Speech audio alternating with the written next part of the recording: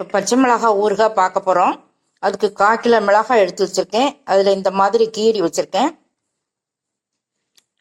புளி, ஒரு பெரிய எலுமிச்சங்காய் சைஸ் புளி எடுத்து வச்சுருக்கேன். 1 டேபிள் ஸ்பூன் கடுகு வெந்தய பொடி. இந்த கடுகு வெந்தய பொடி நம்ம வாசுகி லைஃப் ஸ்டைல் சேனலில் போட்டிருக்கேன். அதை பார்த்து தெரிஞ்சுக்கோங்க. 1/2 டீஸ்பூன் காயப்பொடி எடுத்து வச்சுருக்கேன். 1/4 டீஸ்பூன் மஞ்சள் பொடி எடுத்திருக்கேன். 1 டேபிள் ஸ்பூன் உப்பு. இது கொஞ்சம் கருப்பட்டி எடுத்து வச்சுருக்கேன்.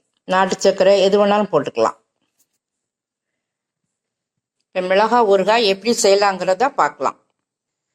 கடாயில் 50 கிராம் நல்லெண்ணெய் ஊற்றிருக்கேன். கடுகு உளுந்தம்பருப்பு போட்டுக்கலாம். கொஞ்சம் வெந்தயம் போட்டுக்கலாம். கடுகு உளுந்தம்பருப்பு வெடிச்சதும் கருவேப்பிலை போட்டுக்கலாம். நறுக்கிய மிளகாயை போட்டுக்கலாம். மிளகாய் நிறம் மாறுற அளவுக்கு வதக்கிக்கிறோம்.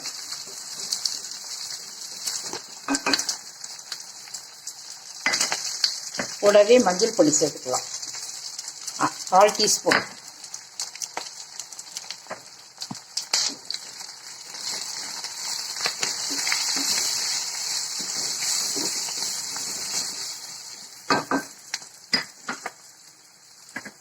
கூடவே காயப்பொடி சேர்த்துக்கலாம். 1/2 டீஸ்பூன்.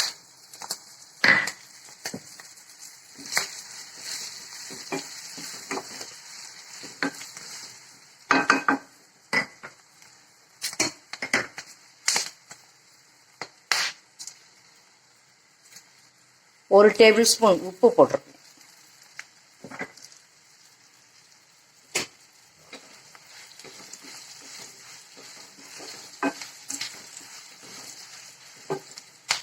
மிளகாய் நல்லா நிறம் மாறுற அளவுக்கு வதக்கிடணும். அல்லது ரொம்ப உரப்பாக இருக்கும். நல்லா வதங்கினா உரப்பு இல்லாமல் இருக்கும்.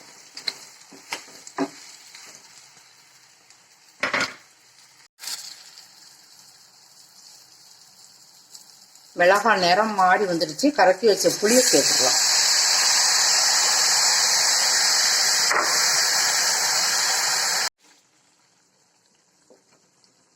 புளி தண்ணி நல்லா சுண்டி வர்ற அளவுக்கு வத்த வேக வச்சுக்கணும். மூடி போட்டு வேக வச்சுக்கலாம்.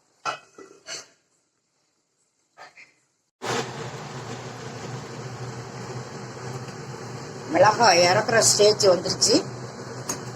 இப்போ கடுகு வெந்தய பொடி சேர்த்துக்கலாம். கடுகு வெந்தய பொடி சேர்த்துக்கலாம்.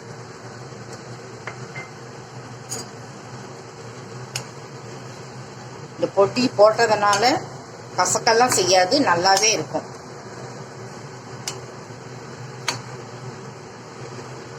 தயிர் சாதத்துக்கு தொட்டு சாப்பிடலாம்.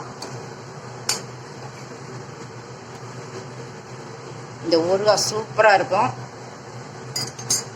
சாதத்துக்கு கூட கொஞ்சமாக லைட்டாக அந்த சாறை ஊற்றி பிசைஞ்சு சாப்பிட்டு பாருங்க, ரொம்பவே அருமையாக இருக்கும். கடைசியாக கொஞ்சம் வெல்லம் போட்டு செய்தால் நல்லாயிருக்கும். நான் கருப்பட்டி போட்டிருக்கேன். நீங்கள் அச்சு வெல்லம், ஏதாவது கட்டி வெல்லம், ஏதாவது ஒரு ஸ்வீட் போட்டுக்கலாம்.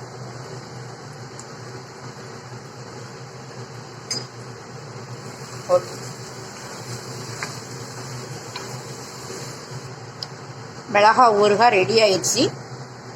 இப்போ நம்ம இறக்கிக்கலாம்.